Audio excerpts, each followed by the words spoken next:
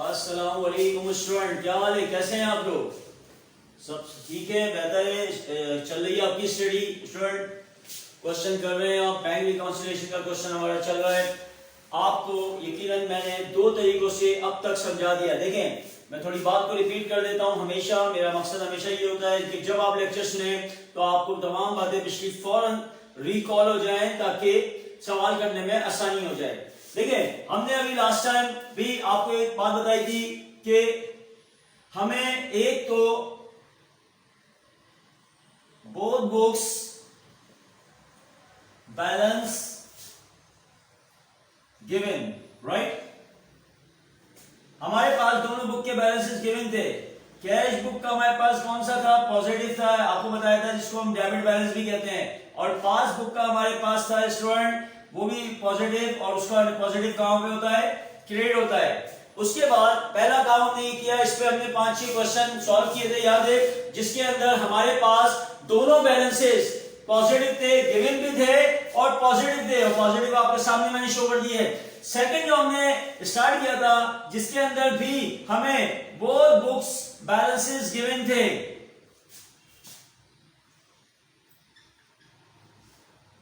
याद है ना स्टूडेंट? लास्ट क्वेश्चन मैंने किया था। और बट अब क्या था कि कैश बुक का जो हमें बैलेंसेस गिवन था वो नेगेटिव था, और नेगेटिव कहां पे होता है? क्रेडिट में होता है, जिसको हम लोग और क्या कहते हैं? ओडी भी कहते हैं, जिसको कहते हैं ओवरड्राफ्ट। इसी तरह से पासबुक का भी हमारे पास नेगेटिव मिला था, और इसका नेगेटिव कहां होता है स्टूडेंट? हमेशा डेबिट में होता है, उसे भी क्या कहते हैं? ओडी कहते हैं, ओवरड्राफ्ट कहते हैं, राइट? अच्छा, इसकी बेस पे इस तरह का सवाल मैंने एक ही करवाया था, आई थिंक 2008 प्राइवेट का करवाया था। इत्तेफाक से हमारे पास शायद कुछ स्टूडेंट ने 2008 का भी सवाल जो है वो अटेम्प्ट किया, रेगुलर का। मैंने आपको ओवरड्राफ्ट का प्राइवेट का करवाया था, लेकिन मेरे पास एक डिमांड आई, राइट, कि सर 2008 का सवाल सॉल्व करा दें रेगुलर का, राइट? समझ में नहीं आ रहा है। उस वक्त तक मैंने आपको ओवरड्राफ्ट नहीं समझाया था, बट अब मैंने आपको ओवरड्राफ्ट समझा दिया है। और जब मैंने 2008 का सवाल देखा तो पता चला वो ओवरड्राफ्ट का था, इनके दोनों बुक के बैलेंसेस ओडी की शक्ल में दिए हुए थे, मतलब नेगेटिव दिए हुए थे, राइट? अच्छा, किसी ने मुझे वो सवाल सॉल्व करके भी भेजा, तो यकीनन उन्होंने इस बात का ख्याल नहीं किया, क्योंकि उस वक्त शायद उन्होंने ओडी को समझा नहीं था। उन्होंने दोनों बुक के बैलेंसेस पॉजिटिव वे में रख दिए थे, और पॉजिटिव रखने की वजह से स्टूडेंट क्या हुआ था? बैलेंस तो शायद वो इक्वल ले आए थे, लेकिन वो गलत था, राइट? तो अब क्या है, मैं आपको ये सवाल दोबारा करवा रहा हूं, ओडी का है। हम 2-3 सवाल ओडी के और करेंगे, और इस तरह इंशाल्लाह हमारा चैप्टर भी क्लोजिंग की तरफ जा रहा है। हमारे 2-3 सवाल और किए जाएंगे, इस तरह से चैप्टर क्लोज हो जाएगा। लेकिन साथ में आप लोग एंट्रीज बनाते रहिएगा स्टूडेंट, क्योंकि एंट्रीज मैंने आपको बहुत तरीके से सिखा दी है। अगर आपको कोई अकाउंट एंट्री में पोस्ट करना ना आ रहा हो तो मुझसे पूछ लीजिएगा। तो स्टूडेंट, आज हम बात करेंगे एक और सवाल पे जो ओडी का बेस करेगा, राइट? जिसके अंदर दोनों बुक के बैलेंसेस गिवन हैं, और वो दोनों ओडी दिए हैं। वो क्वेश्चन मेरे पास है 2008 का रेगुलर, राइट स्टूडेंट? मैं लिख देता हूं 2008 का रेगुलर में क्वेश्चन करवा रहा हूं, और क्वेश्चन नंबर इसका है student I think 3, question number 3 करवा रहा हूं मैं, राइट स्टूडेंट? 5 पेज ओपन कर लिएगा, अदरवाइज मेरा भी काम ये है मैं आप लोगों को भी शेयरिंग करता रहता हूं, इनकेस किसी का 5 पेज ना तो देखते रहे, स्क्रीन पे भी आपको दिखता रहेगा, राइट स्टूडेंट? चलिए जी, पहले मैं स्ट्रक्चर बना लेता हूं यहाँ पे, और फिर हम बात करते हैं इस सवाल को सॉल्व करने की, राइट स्टूडेंट? पहले मैं स्ट्रक्चर बनाता हूं।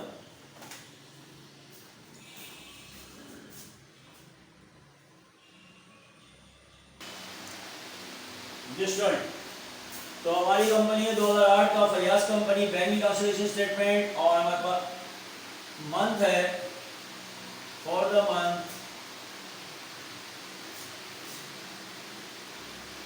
नवंबर 30, 2008, क्लियर स्टूडेंट? और अब हम क्या करेंगे, इसका एक स्ट्रक्चर बना लेते हैं स्टूडेंट।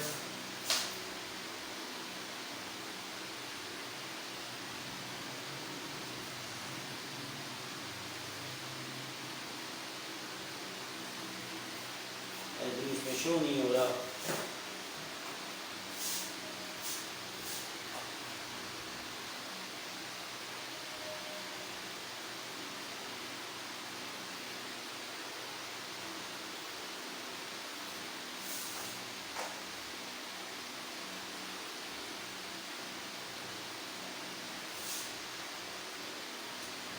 तो स्टूडेंट ये हमारे पास हमेशा की तरह स्ट्रक्चर है, प्रॉपर तरीके से बनाया करें। हमेशा मैंने आपसे कहा है अच्छे मार्क्स लेने के लिए आपको एक प्रॉपर स्ट्रक्चर की जरूरत होती है, राइट स्टूडेंट।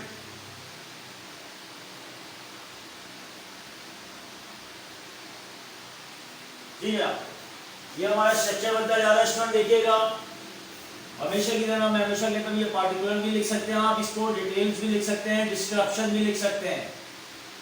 पार्टिकुलर्स लिखते हैं, ये हमारे पास है कैश बुक और ये हमारी है पासबुक। Clear student, right. अब आपको सवाल शो करेंगे और एक एक ट्रांजेक्शन को डिस्कस करते चले जाएंगे, राइट स्टूडेंट।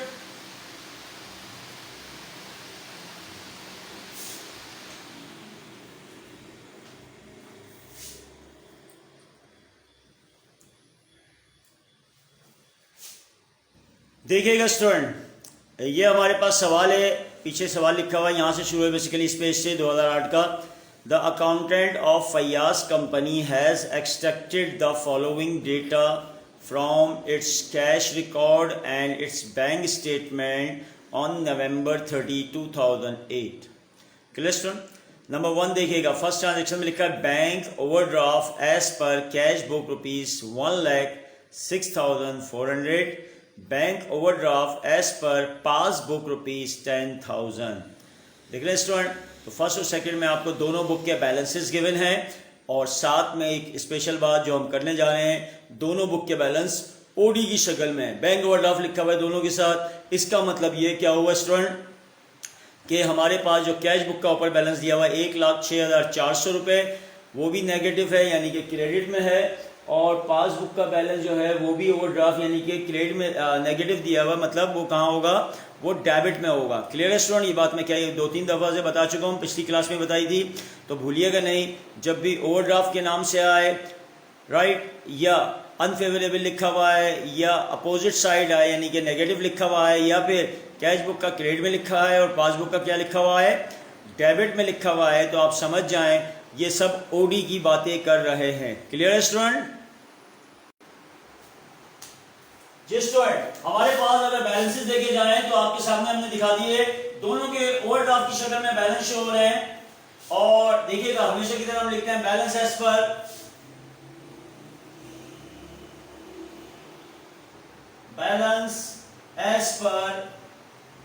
जी बैलेंस एज पर क्या है हमारे पास कैश बुक का भी नेगेटिव में दिया हुआ स्टूडेंट, तो आप उसको ब्रैकेट में दिखाएंगे रुपीस, यानी कि ब्रैकेट में 1,06,400 रुपए हमारा कैश बुक का नेगेटिव बैलेंस है स्टूडेंट। क्लियर है। और पासबुक का भी नेगेटिव है बट 10,000 रुपीज है,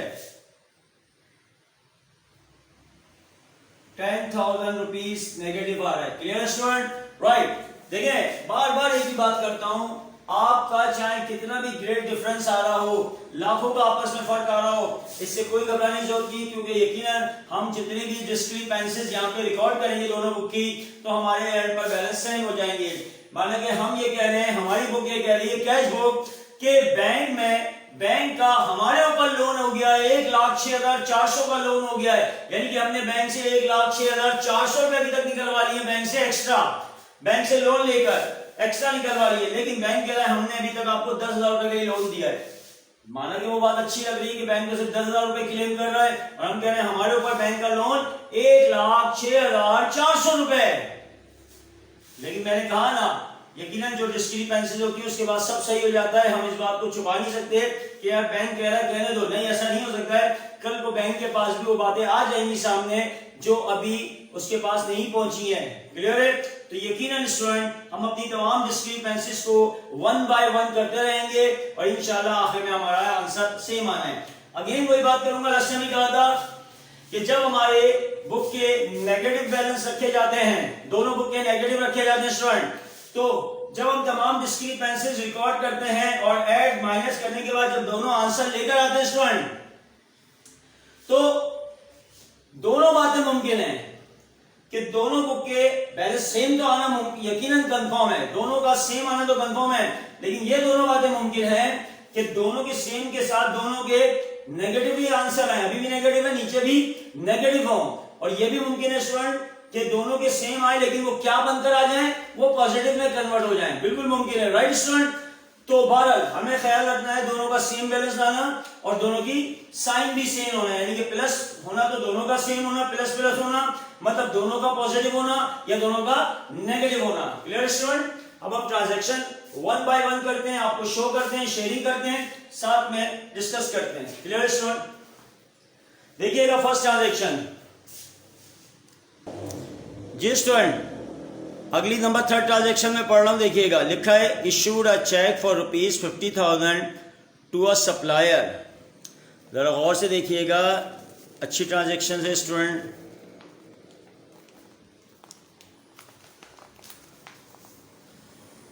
कह रहा है issued a cheque for ₹50,000 to a supplier after the expiry of discount period, but it was wrongly entered in cash book as ₹49,000। दिख गया स्टूडेंट आप लोगों को? क्लियर हो गई बात? क्लियर है। चले मैं इसको डिटेल से समझाता हूँ कि ये बेसिकली ट्रांजैक्शंस क्या आपसे कह रही है, इसमें क्या गलती हुई है, मैं डिस्कस करता हूँ जी स्टूडेंट।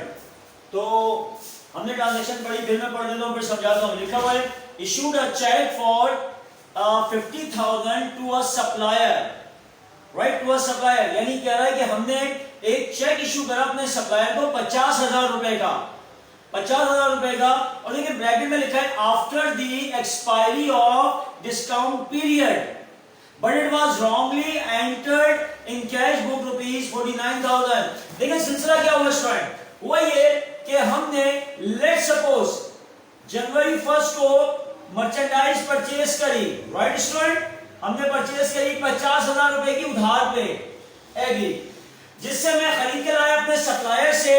उस सप्लायर ने मुझसे कहा कि 50,000 रुपए उधार पे आप मर्चेंडाइज खरीद के लेके जा रहे हैं, अगर आप मुझे ये जनवरी 10 तक मुझे पेमेंट करने आते हैं, 10 जनवरी तक उसने मुझे कहा है कि अगर पेमेंट करने आते हैं तो आप मुझे 49,000 रुपीज पे कीजिएगा, मतलब 1,000 रुपए डिस्काउंट में आपको मैं दे दूंगा। Clear student. ये एक मैंने सिचुएशन क्रिएट कर ली कि 50,000 रुपए का मैं उधार खरीद के लेकर आया, तो उसने मुझे साथ में एक टर्म दे दी डिस्काउंट के लिए कि 10 तारीख तक अगर पेमेंट करोगे तो 49 करना और 1,000 रुपए डिस्काउंट दे दूंगा। ब्रैकेट में क्या लिखा हुआ है, बड़ा इंपॉर्टेंट पॉइंट है, लिखा हुआ है हमने उसको 50,000 का चेक दिया, क्यों? ब्रैकेट बता रहा है वो ये after the expiry of discount period. ये क्यों इसमें 50 दिए? क्योंकि हमने एक डिस्काउंट पीरियड जो 10 जनवरी तक का था स्टूडेंट, वो हमने लूज कर दिया है, राइट, हमने लूज कर दिया है, हमने उसको क्या कर दिया है, एक्सपायर कर दिया स्टूडेंट। ये एक्सपायर्ड हो गया। एक्सपायर्ड का मतलब ये है स्टूडेंट कि हम 10 दिन तक पेमेंट नहीं कर पाए, अवेल नहीं कर पाए डिस्काउंट पीरियड एक्सपायर हो गया।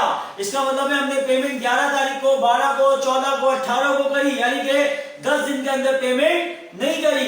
अब बताएं स्टूडेंट मुझे, अगर मैं 1 जनवरी के 50,000 की पेमेंट 10 के बाद 11 को, 15 को, 17 को करता हूं तो मुझे कितनी पेमेंट करना पड़ेगी? ऑफ कोर्स 50,000 रुपए। और मैंने 50,000 रुपए का ही चेक काट के दिया क्योंकि मुझे पता था मैंने अपना एक्सपायरी डिस्काउंट पीरियड की जो टाइम पीरियड है वो एक्सपायर कर दिया। राइट स्टूडेंट, क्लियर है? शाबाश। तो मुझे बताएं, मैंने 50,000 का चेक इशू करा, लेकिन हुआ क्या मुझसे? करते हुए जब मैं उसको कैश बुक में रिकॉर्ड कर रहा था स्टूडेंट, तो गलती क्या हुई? मैं ये समझा कि मैंने एक्सपायर डिस्काउंट पीरियड के अंदर पेमेंट करते हुए 49,000 दिए थे। जहन में ये आ रहा है हमारे अकाउंटेंट के कि हमने डिस्काउंट पीरियड अवेल किया, यानी 10 तारीख के अंदर पेमेंट करिए, तो 10 तारीख के अंदर पेमेंट करने पे हमने कितने का चेक किया होगा? 49 का, लेकिन एक्चुअल चेक कितने का रेस्टोरेंट? 50,000 का। ये वही एरर वाली गलती है, थोड़ा सा इसको डिफरेंट तरीके से बताया लेकिन वही एरर है। अब देखें आपका जो एक्चुअल है रेस्टोरेंट, जो एक्चुअल अमाउंट है 50 है, यानी कि वो मोर देन है, राइट। और आपकी विड्रॉ साइड में, पेमेंट साइड में आपने सिर्फ इसको 49 रिकॉर्ड कर लिया, कम रिकॉर्ड कर लिया, राइट स्टूडेंट। तो 1000 रुपए जो आपने कम लेस किए हैं उसको मजीद क्या करेंगे? कैश बुक से माइनस करेंगे और मजीद माइनस करेंगे, क्योंकि आपको अपनी कैश बुक से टोटल 50,000 का चेक देने के बाद 50,000 रुपए ही माइनस करने चाहिए थे, लेकिन आपने कितने माइनस किए? 49,000 माइनस किए ना। तो आप जब 1,000 रुपए और माइनस करेंगे तो आप कह देंगे यार मेरे इस महीने टोटल 50,000 रुपए लेस हो गए। तो ये गलती हुई स्टूडेंट, हमसे एरर हुआ था। अब हम क्या करेंगे? मैंने बात समझा दी है। अब हम 1,000 रुपए को मजीद कैश बुक से माइनस करेंगे, क्लियर है? तो स्टूडेंट सबसे पहले हम इसको लिखेंगे, लेस करेंगे। क्या लेस करेंगे? हम इसको कहते हैं एरर, और एरर हम क्या लिखते हैं? ओवरस्टेट हुआ, अंडरस्टेट, शाबाश, अंडरस्टेट हो गया हमारे पास, अंडरस्टेटमेंट, अंडरस्टेटमेंट ऑफ अमाउंट, सही है स्टूडेंट। और ये हमारी कैश बुक से 1,000 रुपए माइनस होंगे, क्लियर स्टूडेंट। ये पहली ट्रांजेक्शन हो गई है, अगली देखते हैं।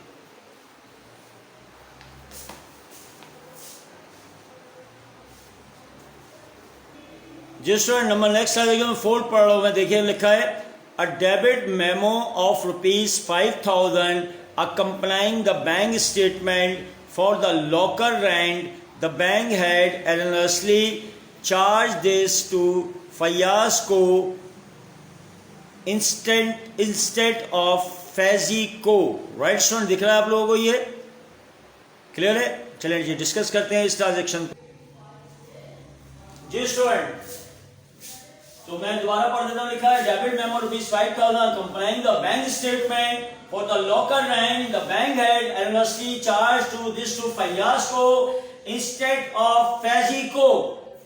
देखिए स्टूडेंट, आपको मैं पहले बता चुका हूं कि अगर बैंक हमारे अकाउंट में कोई भी काम डायरेक्ट करता है, डायरेक्ट दो ही काम कर सकता है, या तो मेरे अकाउंट से डायरेक्ट पैसा विड्रॉ कर सकता है, दे सकता है, किसी को पेमेंट कर सकता है, या मेरे अकाउंट में डायरेक्ट डिपॉजिट करा सकता है, उसके बाद राइट है राइट। अगर वो काम डायरेक्टली करे, यानी कि वो पहले करे बैंक जिसके बारे में हमें नॉलेज ना हो, हमारे पास उसकी इत्तला या इंफॉर्मेशन ना हो, तो उस बात की इंफॉर्मेशन बैंक हमें हमेशा स्टूडेंट किससे इन्फॉर्म करता है? एक मेमोरेंडम से देता है, राइट स्टूडेंट। आपको मैंने लास्ट टाइम की क्लास में बताया था कि मेमोरेंडम दो तरीके के होते हैं बैंक के पास, एक होता है डेबिट मेमोरेंडम और एक होता है क्रेडिट मेमोरेंडम। बैंक क्योंकि अपने हिसाब से डेबिट क्रेडिट याद रखिएगा, बैंक का जो डेबिट मेमोरेंडम होता है वो हमेशा आपकी पेमेंट्स या विड्रॉ को शो किया जाता है। जब भी बैंक की तरफ से डेबिट मेमोरेंडम आता है, इसका मतलब है वो आपके लिए रेड लाइन है, मतलब खतरे वाली लाइन है, मतलब आपके अकाउंट से पेमेंट की जा रही है किसी वजह से, जिसको बैंक आपकी पेमेंट के बाद आपको इन्फॉर्म कर रहा है। किससे शो करता है? डेबिट मेमोरेंडम से हमेशा शो करेगा। लेकिन अगर बैंक की तरफ से क्रेडिट मेमोरेंडम आता है स्टूडेंट, तो खुशी की बात है, समझ जाएं, एक गुड न्यूज है। इसका मतलब है कि उसने हमारे अकाउंट में पैसे डिपॉजिट करे, कहीं से आए, उसने अपना प्रॉफिट डाला है, कुछ भी करा है, लेकिन उसने हमारे अकाउंट को बढ़ाया है, क्रेडिट मेमोरेंडम। तो यहाँ पे देखिए लिखा हुआ है एक डेबिट मेमोरेंडम भेजा बैंक ने, तो फौरन खतरे की घंटी बज गई। क्या स्टूडेंट कि एक डेबिट मेमोरेंडम आया, उसके अंदर क्या बात शो कर रहा है? वो बैंक बोल रहा है हमने आपके अकाउंट से 5,000 रुपए अकम्पनाइंग द बैंक स्टेटमेंट जब हमने मंगवाई, उसके साथ अटैच था, क्या अटैच था? डेबिट मेमोरेंडम अटैच था। और उसके ऊपर किस बात का डेबिट कर रहा था बैंक? लिखा था कि उसने हमारे अकाउंट से, फैयाज कंपनी के अकाउंट से लॉकर रेंट के पैसे 5,000 रुपए काट लिए थे। लेकिन आगे क्या लिखा है? लिखा है ये गलती से हुआ है, ये एररनेसली हुआ है, मतलब गलती से हुआ है। करना यह था कि ये इंस्टेंट का मतलब होता है बजाय, यानी कि बजाय फैजी कंपनी, यानी कि देखिए ना, आपके बैंक में, मैंने आपको पहले कहा था, बैंक में एक वक्त में हजारों कस्टमर्स के अकाउंट खुले हुए होते हैं, और बाज़ दफा आपके कस्टमर के जो अकाउंट टाइटल होते हैं, राइट, वो बहुत सिमिलर होते हैं, रिजेम्बलेंस होते हैं, मिल रहे होते हैं, बहुत कुछ एक आध वर्ड से डिफरेंट हो रहे होते हैं। तो बाज़ दफा ये गलती, ये धोखा हो जाता है हमारे बैंक के कैशियर से, वो गलत नाम को गलत ट्रीट कर लेता है। यहां पे भी हुआ ये कि लॉकर लिए जाते हैं, आपको पता होगा बैंक के अंदर लॉकर्स होते हैं बाकायदा, आप उसको किराए पे लेते हैं, रेंट पे करते हैं, लॉकर्स में आप अपने डॉक्यूमेंट रख सकते हैं, ज्वेलरी रख सकते हैं, आप जो भी अपनी इंपॉर्टेंट चीजें वहां रख सकते हैं, वो महफूज रहेगी, लेकिन उसका आपको बाकायदा किराया देना पड़ता है स्टूडेंट। अब क्या हुआ कि लॉकर जो है वो बेसिकली दूसरी कंपनी थी, फैजी, आई थिंक फैजी है, राइट स्टूडेंट, वो कौन सी थी, हाँ फैजी कंपनी, उसने लॉकर लिया हुआ था स्टूडेंट, लॉकर लिया था और उसका किराया बनता था 5,000, लेकिन गलती ये हुई बैंक से कि बजाय फैजी कंपनी के अकाउंट से डेबिट करना चाहिए था, यानी कि माइनस, उसने गलती से बैंक ने हमारे अकाउंट फैयाज कंपनी से माइनस कर दिया। सही है स्टूडेंट? अब बताएं गलती किसकी? यकीनन सर बैंक की गलती है, बिल्कुल सही है। हमने बैंक को कहा भाई हमारे पास तो कोई लॉकर ही नहीं है, हमने आपसे कभी लॉकर ही नहीं लिया, ये हमारे अकाउंट से लॉकर के चार्जेस क्यों काट रहे हैं, लॉकर का रेंट क्यों काट रहे हैं? जब बैंक ने थोड़ा सा इन्वेस्टिगेट किया तो उसको फील हो गया कि नहीं यार ये नाम की गलती हो गई है, हमने आपके अकाउंट में गलत लेस कर दिए, आपके अकाउंट में हम वापस ऐड कर रहे हैं अपनी गलती को मानते हुए। तो क्या हुआ स्टूडेंट, हम इस अमाउंट को ऐड करवाएंगे, कहां ऐड करवाएंगे स्टूडेंट? पासबुक में ऐड कराएंगे, एरर है, और एरर का रीजन लिख देंगे, क्या लिख देंगे? लॉकर रेंट, और ये पासबुक वाला हमारे अकाउंट में ऐड करेगा स्टूडेंट। Clear student? शाबाश। एक एक बात समझिएगा, जो प्रॉब्लम हो डिस्कस कीजिएगा मुझसे व्हाट्सएप पे। अगली ट्रांजैक्शन सुनिएगा स्टूडेंट। नेक्स्ट ट्रांजैक्शन नंबर 5 लिखा हुआ है, deposited a customer cheque for ₹78,400 after discount deduction, but it was wrongly recorded in cash book as ₹80,000 as if it were received after discount period। Student दिख रही है आपको transaction number 5? Clear है? अब मैं जरा बोर्ड पे आपको इसको एक्सप्लेन करता हूं कि ये ट्रांजैक्शंस क्या कह रही है, सुनिएगा जी स्टूडेंट। अब देखिए यहाँ पे क्या गलती हो रही है। देखिए अभी मैंने पिछली ट्रांजैक्शन में समझाई थी एक बात कि मैंने 50,000 रुपए की मर्चेंडाइज परचेज करी थी उधार पे एक सप्लायर से 1 जनवरी को। तो उसने मुझसे ये कहा था कि अगर 10 जनवरी तक पेमेंट कर जाओगे तो मैं तुमको 10 दिन का डिस्काउंट पीरियड दे रहा हूं। अगर इस डिस्काउंट पीरियड को अवेल करोगे, 10 दिन के अंदर पेमेंट कर जाओगे तो 1,000 रुपए छोड़ दूंगा। राइट, यही था स्टूडेंट। लेकिन क्या हुआ था वहां ये हुआ था कि मैंने डिस्काउंट पीरियड अवेल नहीं कर पाया, मैं 10 दिन के अंदर पेमेंट नहीं कर पाया, तो मैं एक्चुअल पूरा 50,000 रुपए ही का चेक इशू करा था, लेकिन गलती से मैंने 49 लेस कर लिए थे। तो बाद में जब मुझे इस बात को रियलाइज हुआ तो मैंने 1,000 रुपए मजीद लेस कर लिए। ये तो मेरी और सप्लायर की कन्वर्सेशन थी। अब इस दफा क्या हो रहा है? इस दफा एक चेक हमें मिला, अगेन पढ़ रहा हूं, लिखा हुआ है deposit customer cheque ₹78,400 after deduction of discount, but it was wrongly recorded in the cash book ₹80,000। देखिए अब फिर क्या हुआ स्टूडेंट, मैंने इस दफा 1 जनवरी को सेल करी क्रेडिट पे। कितने की करी स्टूडेंट? 80,000 की मैंने क्रेडिट पे सेल करी। एग्री? और मैंने भी मैंने अपने कस्टमर को कहा कि अगर यार 10 दिन के अंदर ये पेमेंट करने आ जाओगे तो मैं 10 दिन का डिस्काउंट पीरियड दे रहा हूं। अगर 10 दिन के अंदर पेमेंट करने आते हो तो तुम 78,400 की पेमेंट करना मुझे, मतलब आप मुझे 1600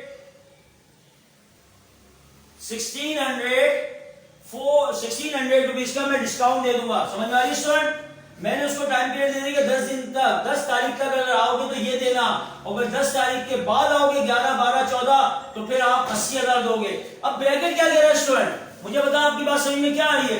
ब्रैकेट क्या कह रहा है? क्या मेरे कस्टमर ने डिस्काउंट पीरियड अवेल किया या नहीं किया? बिल्कुल किया। लिखा हुआ है ब्रैकेट में आफ्टर डिस्काउंट डिडक्शन, ये नहीं लिखा है आफ्टर डिस्काउंट पीरियड एक्सपायरी, नहीं लिखा हुआ है आफ्टर डिस्काउंट डिडक्शन, यानी कि उसने मुझे यही चेक अदा किया क्योंकि वो 10 तारीख के अंदर अंदर पेमेंट करने पहुंच गया। उसको पता था कि मैंने उसको ये ऑफर करी हुई है कि 10 तारीख के अंदर आओगे तो ये देना, 10 तारीख के बाद आओगे तो ये देना, तो वो 10 तारीख के अंदर आके ये पेमेंट कर गया, राइट। और ये चेक मैंने बैंक में भी जमा करा दिया। जब बैंक में मैंने 78,400 का चेक जमा कराया स्टूडेंट, तो यकीनन मेरे बैंक में भी इसी अमाउंट का इजाफा हुआ होगा, क्लियर। लेकिन अब क्या कह रहा है, बोला गलती क्या हुई, हमसे गलती हुई मेरे कैशियर से, वो ये समझा कि मेरे कस्टमर ने चेक डिस्काउंट पीरियड के बाद लाके दिया है और वो 80,000 का चेक था और वो मैंने बैंक में 80,000 जमा कराए और कैश बुक वाले ने गलती से अपनी कैश बुक में 80,000 प्लस कर लिए। आई समझ। फिर क्या हो रहा है, कैश बुक से गलती हो रही है, डिपॉजिट साइड में हो रही है, जो आपका एक्चुअल था स्टूडेंट, एक्चुअल ज्यादा था, डिपॉजिट के लिए आपको ये करना चाहिए था, सॉरी आपका ये थोड़ी सी गलती, आपका जो एक्चुअल इज दबा, आपका स्टूडेंट एक्चुअल अमाउंट ये आया था कस्टमर से, इतने का चेक मिला था, ये आपको बैंक में भी जमा कराया, आपको कैश बुक में भी यही प्लस करना चाहिए था, लेकिन आपसे कैश बुक में प्लस हो गया, रिकॉर्डेड हो गया, कितने का हो गया स्टूडेंट, 80 का रिकॉर्ड हो गया, यानी कि आपका एक्चुअल अमाउंट कम है और आपने अपनी कैश बुक में रिकॉर्ड ज्यादा कर लिया। इनका डिफरेंस कितना आ रहा है स्टूडेंट, 1600 रुपए। तो आप 1600 रुपए अपनी कैश बुक में ज्यादा ऐड करके बैठे हुए हैं, सिर्फ आपको ये अमाउंट ऐड करना था स्टूडेंट, लेकिन आपने 80,000 रुपए ऐड कर लिए, क्लियर है। तो 1600 रुपए जब आपको रियलाइज हुआ कि यार 1600 नहीं, उसने चेक ही इतने का दिया था और मैं अपनी कैश बुक में 80,000 रुपए ऐड करके बैठा हूं, तो 1600 रुपए फौरन मैं अपनी कैश बुक से क्या करूंगा स्टूडेंट, माइनस कर दूंगा, क्लियर है स्टूडेंट, बात समझ में आ गई है। तो राइट, अब इसको यहां पे क्या करते हैं, कैश बुक से माइनस करते हैं, ये भी लेस होगा कैश बुक से, इसको भी हम एरर का नाम देते हैं और एरर में क्या कहते हैं, ये ओवर स्टेट है, वो अंडर स्टेट कर दिया था, ओवर स्टेटमेंट ऑफ अमाउंट। तो स्टूडेंट ये 1600 रुपए कैश बुक से फर्दर लेस होंगे, मजीद लेस होंगे, राइट स्टूडेंट, राइट, क्लियर है। अब आगे चलते हैं, अगली ट्रांजेक्शन देखते हैं। जी स्टूडेंट नेक्स्ट वन सुनिएगा, नंबर 6 पे लिखा हुआ है a customer cheque of ₹2 lakh deposited directly in the bank was by mistake enter into cash column of cash book, enter into cash column of cash book, right, discuss करते हैं। जी student, तो हमने ट्रांजेक्शन दिखाई आपको कि एक कस्टमर ने डायरेक्टली डिपॉजिट करवा दिया था, लिखा था customer cheque ₹2 lakh deposited directly in bank was mistake enter into cash column of cash book. देखिए, हमें एक बैंक ने, हमारे एक कस्टमर ने डायरेक्टली हमारे अकाउंट में पैसे डिपॉजिट करा दिए 2 लाख रुपए, राइट। उसकी उसने हमें इंफॉर्मेशन नहीं दे दी, किसने, बैंक ने हमें बता भी दिया।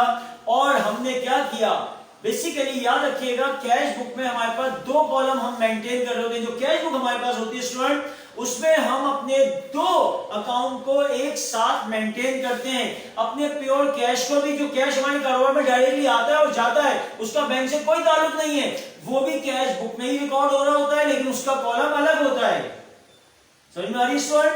और जो हम बैंक के साथ काम करते हैं, बैंक में डिपॉजिट और विड्रॉ करते हैं, वो भी हम कैश बुक में रखते हैं, लेकिन उसके कॉलम अलग होते हैं, उनको हम कैश बुक के बैंक कॉलम कहते हैं। और जो कैश की डीलिंग करते हैं उसको हम कैश बुक के कैश कॉलम कहते हैं। तो जब स्टूडेंट अगर मुझे कोई डायरेक्ट कैश देगा तो मैं कैश बुक में तो लिखूंगा, बट कैश बुक के कैश कॉलम में डिपॉजिट दिखाऊंगा, प्लस करूंगा। और अगर मैं डायरेक्ट किसी को कैश देता हूं, राइट स्टूडेंट, तो मैं कैश बुक की कैश कॉलम की में से माइनस करूंगा। लेकिन अगर मेरे बैंक में इजाफा होता है स्टूडेंट, मेरे बैंक में इजाफा होता है, बैंक में पैसे डिपॉजिट होते हैं, तो मैं कैश बुक के बैंक के कॉलम में प्लस करूंगा। और अगर मैं किसी को चेक देके पेमेंट करता हूं तो मैं अपनी कैश बुक के बैंक कॉलम से लेस करूंगा, माइनस करूंगा, राइट स्टूडेंट, समझ में आ गई बात। तो अब क्या हुआ है कि मुझे 2 लाख रुपए मेरे बैंक में जमा हुए, डायरेक्ट डिपॉजिट हुआ, लेकिन जब मुझे पता चला तो मैंने अपनी कैश बुक के बैंक कॉलम में ऐड करने के बजाय कैश बुक के कैश कॉलम में ऐड कर दी। ये मेरी गलती है। तो बेसिकली क्योंकि ये जो मेरे कैश बुक का कॉलम है स्टूडेंट, याद रखिएगा, कैश बुक में कैश का कॉलम भी होता है, बैंक का भी, लेकिन जब हम बैंक के साथ कंपैरिजन कर रहे होते हैं, रिकॉन्सिलिएशन स्टेटमेंट बना रहे होते हैं, उस वक्त हम सिर्फ कैश बुक का ये बैंक वाला कॉलम दिखा रहे होते हैं। तो बेसिकली आज हमें बैंक के कॉलम में प्लस करना चाहिए था, कैश कॉलम में गलत प्लस हो गया था। वो हमारी इंटरनल मिस्टेक है, वो हम बाद में सही करते रहेंगे। लेकिन आज हमें सही क्या करना है स्टूडेंट? आज हमें सही ये करना है कि अपनी कैश बुक में वापस दोबारा से ऐड करना है। ये भी एरर हो गया, इसको हम डायरेक्ट डिपॉजिट का नाम दे देंगे।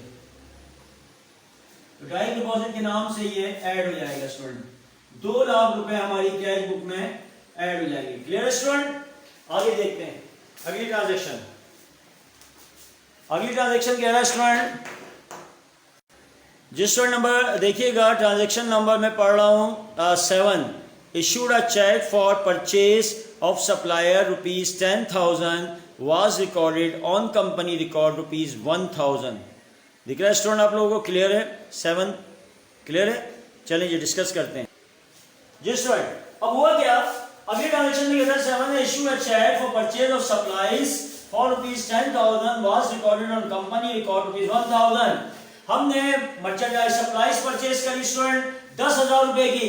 जब 10,000 रुपए की सप्लाईज परचेज करी तो हमने यकीनन पेमेंट 10,000 की करी है, तो कैश बुक से 10,000 रुपए ही लेस करना चाहिए थे, लेकिन कहते हैं कि कंपनी में वो रिकॉर्ड हो गया, कंपनी से कैश बुक से लेस हो गया सिर्फ 1,000। अगेन ये एरर हुआ है। मैं फिर इसको बताऊं कि ये नंबर 1 कैश बुक की गलती, राइट स्टूडेंट? राइट। नंबर 2 हम लोग क्या देखते हैं? नंबर 2 देखते हैं कौन सी साइड पे हुआ है? विड्रॉ साइड पे, क्योंकि इशू करा चेक तो ये विड्रॉ साइड में आना चाहिए था। तीसरा क्या है हमारे पास कि हमारा एक्चुअल अमाउंट क्या था?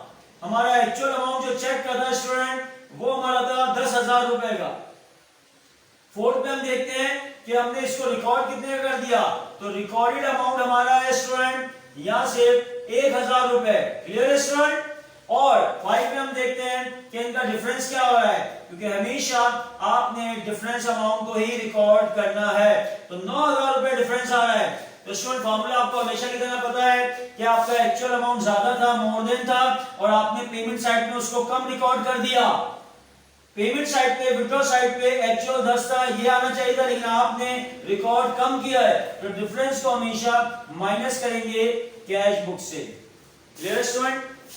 ओके चले जी, ये आपने कॉपी कर लिया। अब मैं माइनस कर देता हूं कैश बुक से। तो स्टूडेंट ये भी हमारे पास लेस होगा, इसको भी हम एरर का नाम देंगे, और यहां पे एरर क्या कहेंगे? Under statement, under statement amount हो जाएगा। तो ये क्या होगा स्टूडेंट? 9,000 रुपए कैश बुक से माइनस किए जाएंगे। Clear student? नेक्स्ट वन देखिएगा ट्रांजैक्शन जी। नंबर नेक्स्ट देखिए, नंबर 8 देखिएगा स्टूडेंट। लिखा है markup charges by bank was not recorded by the company ₹2,000। Clear है स्टूडेंट? दिख रहा है आप लोगों को? क्लियर है ना? चलिए जी बताता हूं मार्कअप क्या है। जी स्टूडेंट वो ये कि कंपनी बैंक ने हमारे अकाउंट से मार्कअप चार्जेस लगाए 2,000 रुपए के, जो कि कंपनी में रिकॉर्ड हुए। मार्कअप इंटरेस्ट को ही कहते हैं स्टूडेंट। जब हम बैंक से लोन ले लेते हैं, बैंक हमारा अकाउंट ओडी में चल रहा होता है, तो इसका मतलब है बैंक ने हमें लोन दिया हुआ है, और बैंक हमें ऐसी फ्री में लोन तो नहीं देगा, लेकिन इसके अगेंस्ट हमसे कुछ ना कुछ एक्स्ट्रा चार्ज करेगा। वो जो एक्स्ट्रा चार्ज करता है उसे हम मार्कअप कहते हैं या इंटरेस्ट कहते हैं। तो इस महीने हमारे ओडी के ऊपर जो इंटरेस्ट या मार्कअप बना वो तो हमारे बैंक ने लेस कर लिया, लेकिन हमें कैश बुक में, कंपनी बुक में इसको रिकॉर्ड नहीं कर पाए। आज हमें स्टेटमेंट से पता चल रहा है कि यार ये मार्कअप भी तो लेस होने थे जो हमने लेस नहीं किए, तो ये भी हम क्या करेंगे? कैश बुक से लेस कर लेंगे। मार्कअप चार्जेस स्टूडेंट 2,000 रुपए फर्दर लेस होंगे कैश बुक से। क्लियर? नेक्स्ट ट्रांजैक्शन देखिएगा। जो स्टूडेंट 9-1 पढ़ रहा हूँ, 9 नंबर पढ़ रहा हूँ, लिखा है 3 checks totaling rupees 20,000 were issued to supplier, but only one check of rupees 5,000 was presented to the bank by the last day of the month. जी स्टूडेंट क्लियर हो गई नंबर 9 ट्रांजेक्शन दिख रही है? चलिए जी डिस्कस कर। जी स्टूडेंट हुआ ये कि हमने 3 चेक इशू करे इस महीने। देखिए तफसील समझिएगा फिर आपको बात समझ आएगी। हमने अपने 3 चेक इशू करे, सप्लायर 3, हमारे 3 सप्लायर थे, सप्लायर ए, बी और सी। तीनों सप्लायर को मैंने 3 अलग अलग चेक इशू करे स्टूडेंट, लेकिन इन तीनों चेक का अमाउंट मैं आपको बता रहा हूँ डायरेक्ट, उसने अलग अलग नहीं बताया। उसने बोला 3 चेक इशू करे जिनका टोटल बनता है 20,000। Agree student? इसका मतलब ये हुआ स्टूडेंट कि तीनों का डिफरेंट हो सकता है, किसी का 5,000 का चेक हो, किसी का 7,000 का, किसी का 9,000 का, समथिंग कुछ भी हो सकता है। ओवरऑल तीनों सप्लायर के चेक मिला के 20,000 होते हैं। हमने इशू कर दिया। आपको पता है जब हम चेक इशू कर देते हैं जैसी सप्लायर को, फौरन हमारी जिम्मेदारी क्या होती है कि हम फौरन उसको कैश बुक से माइनस कर देते हैं जितने भी चेक हमने इशू करे होते हैं, क्योंकि हमें आइडिया ही होता है ये 2 दिन 3 दिन के अंदर बैंक से भी पे हो जाएंगे। लेकिन हुआ क्या, जब बैंक स्टेटमेंट मंगवाई गई स्टूडेंट तो बताया गया कि उसमें से एक चेक ओनली, एक सप्लायर का जिसको हम बी मान लेते हैं, सपोज करने के लिए मान रहा हूं, एक बी सप्लायर ऐसा था जिसका चेक हमने 5,000 का दिया था। तो अल्टीमेटली समझ जाए अगर बी का चेक 5 का था तो ए और सी का चेक टोटल मिला के कितने के होंगे स्टूडेंट? 15,000 के होंगे, राइट? अब वो दोनों कितने के छोड़ दें कि ए का कितना 15 में, सी का छोड़ दें। लेकिन ये कंफर्म हो गया कि 3 चेक में अगर बी का 5,000 का चेक था तो बाकी ए और सी का 15,000 के होंगे। तो ये कह रहा है कि जब लास्ट डे हम लोगों ने स्टेटमेंट मंगवाई तो जो बी था, तीनों में से बी जो था वो बैंक में प्रेजेंट हो गया, पहुंच गया और उसने बैंक से पेमेंट ले गया। बैंक हमारी स्टेटमेंट में 5,000 रुपए का चेक प्रेजेंट कर रहा है, दिखा रहा है। क्यों दिखा रहा है? क्योंकि बी पहुंचा होगा, पेमेंट ले गया होगा, पेमेंट देने के बाद बैंक ने हमारे अकाउंट से माइनस कर दिया, प्रेजेंट हो गया। इसका मतलब क्या हुआ स्टूडेंट कि बाकी जो 15,000 के चेक हैं यानी कि ए और सी का, वो अभी तक बैंक में, ये दोनों अभी तक प्रेजेंट नहीं हुए। और जब नहीं होते, आपको पता है हम लोग ऑलरेडी पूरे 20,000 रुपए लेस कर चुके हैं, 2 चेक अभी भी बैंक में प्रेजेंट नहीं हुए, तो बैंक उसे क्या मानता है? हम क्या कहते हैं उसे कहते हैं अनप्रेजेंटेड चेक्स। और उसको क्या करते हैं स्टूडेंट? हमेशा अनप्रेजेंटेड चेक्स को माइनस करते हैं कैश बुक से।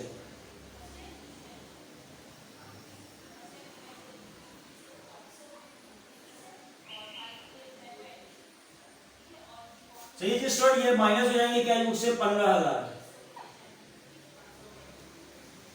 चलिए जी इसकी लास्ट ट्रांजैक्शन डिस्कस करते हैं। जी स्टूडेंट लास्ट ट्रांजैक्शन देखिए, लिखा है 4 checks टोटलिंग रुपीज 1,20,000।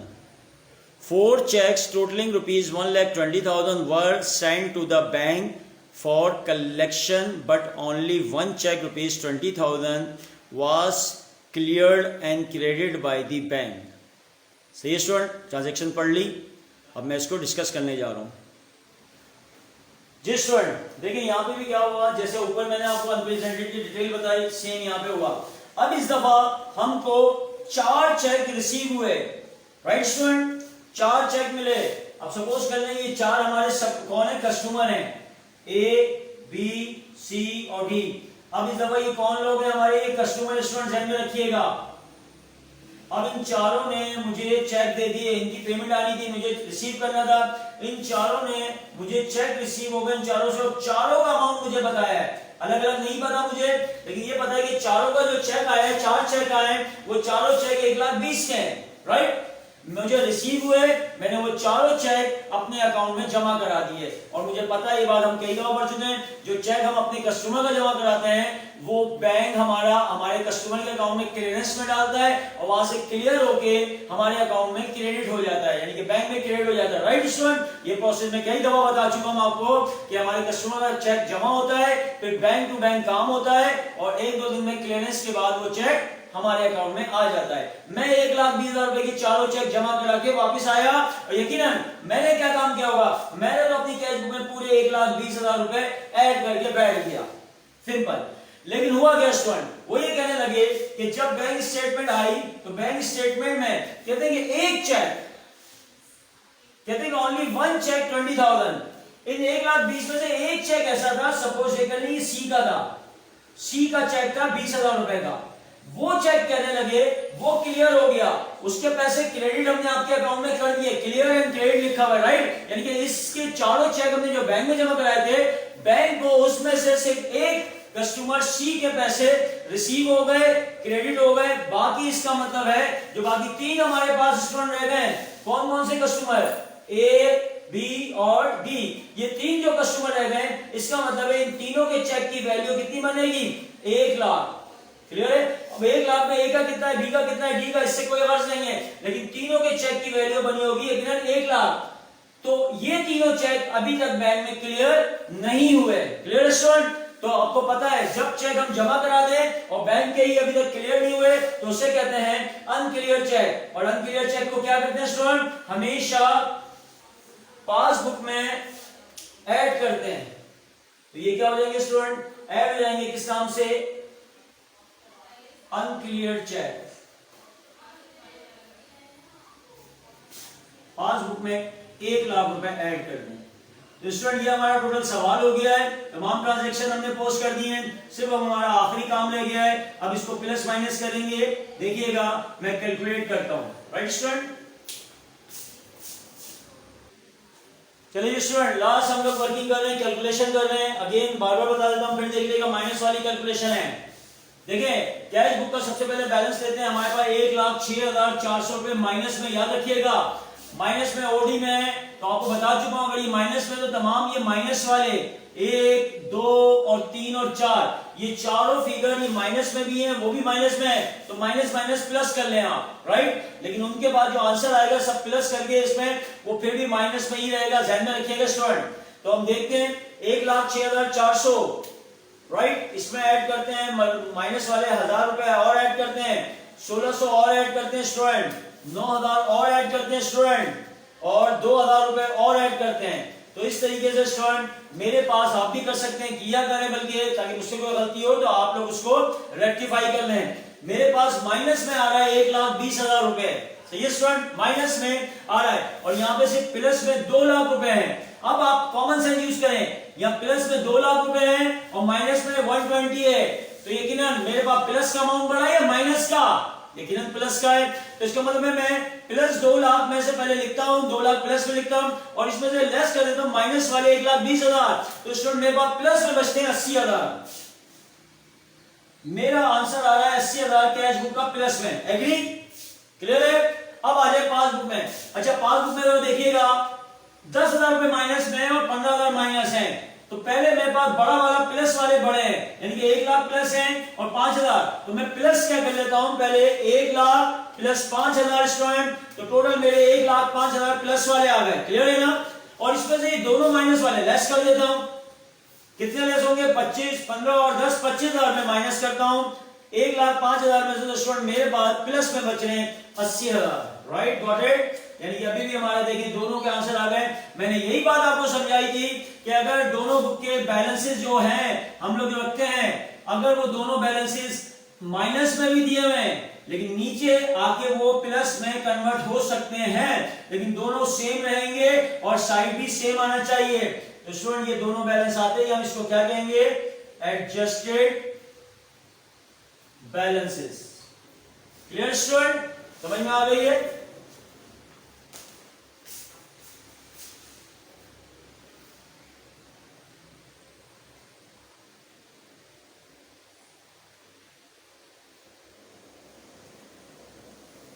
जी स्टूडेंट, तो बात समझ में आ गई, मैंने कैलकुलेशन कर दी है।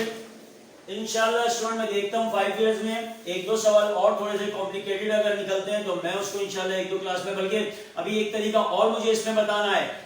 इस सवाल का एक और तरीका है, पहला तरीका था कि दोनों बुक के प्लस में बैलेंस थे, रख के देख लिया, सवाल कर लिए। दूसरे तरीके में हमने क्या सीखा कि दोनों बुक के माइनस में बैलेंस है, दोनों माइनस में रख के देख लिए, राइट स्टूडेंट। इंशाल्लाह आगे हम क्या करेंगे स्टूडेंट कि हम देखेंगे या तो एक बुक का प्लस होगा तो दूसरी बुक का माइनस होगा, ऐसा भी सवाल करेंगे। और ऐसे सवाल भी सीखेंगे कि एक बुक का बैलेंस तो होगा, दूसरी बुक का बैलेंस ही गायब होगा, हिडन होगा। या तो कैश बुक का होगा तो इसका गायब होगा, या तो पासबुक का होगा तो इसका गायब होगा। ये भी एक तरीका होता है, इसमें भी पूछा जाता है स्टूडेंट, तो वो भी हम सीखेंगे इंशाल्लाह। तो बहरहाल अब आप लोग वाले सवाल पिक कीजिएगा 5 ईयर्स से, कि मैं आपको 5 ईयर्स देख के आपको व्हाट्सएप कर देता हूं कि कौन कौन सा बैंक रिकॉन्सिलिएशन का आपको असाइनमेंट के तौर पे करना है। मैं भी थोड़ी देर में इंशाल्लाह आपको कर दूंगा। बहरहाल आप भी देखें, सिर्फ वो सवाल कीजिएगा जिनके दोनों बुक के बैलेंसेस नेगेटिव हैं, राइट स्टूडेंट, यानी कि ओवरड्राफ्ट की शक्ल में। दैट्स इट, क्लियर है स्टूडेंट? ओके, इंशाल्लाह अगली क्लास तक करते हैं, नया सवाल देखते हैं। लेकिन एंट्रीज आप लोग बना लिया करें स्टूडेंट, प्लीज काइंडली। एंट्री बनाना आपका काम है, और एंट्री बनाते हुए ख्याल रखिएगा कैश बुक के आइटम की बनाइएगा, राइट, और मुझे एक दफा दिखा दिएगा, व्हाट्सएप पे दिखा दिया करें ताकि मैं इसको फाइनलाइज कर दूं, राइट। लेकिन जब भी मुझे एंट्री बनाए मुझे ये सवाल की पिक्चर भेजा करें ताकि मुझे क्लियर हो जाए कि आपने एंट्रीज सही बनाई है या गलती हुई है। Clear student? इंशाल्लाह मिलते हैं अगली क्लास से। टेक केयर, खुदा हाफिज़।